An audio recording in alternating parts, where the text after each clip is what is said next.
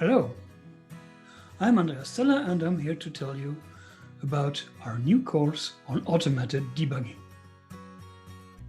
Debugging can be a pain. So in this course I'm going to teach you how to build tools that automate most of the debugging.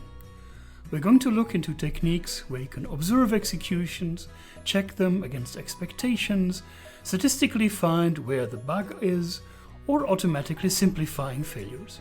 And as a special treat, we're even going to look into how to repair failures automatically. The book comes, or actually the material for the course, comes as a series of chapters in which we will provide code that actually does the thing. You can explore this at your will. Here, for instance, we do have some code that automatically checks for whether in the code we have a specific condition that is being met. All of this comes in Python, which makes it super simple to run and execute. And the real treat is that all of this code is actually executable.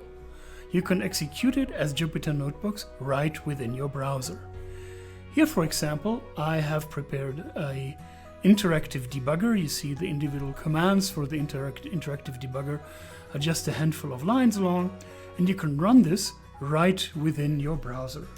So if I start it here, I can step through the program, I can print out individual variables, I can set breakpoints, I can resume the execution, all of this with a handful of code. And this is just the beginning.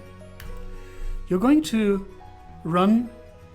build a couple of projects, an interactive debugger, tools for automatically simplifying Python programs, automatically repairing Python programs, and these tools are going to determine your grade. I hope to see you in automated debugging every Tuesday from 4 to 6, starting November 3.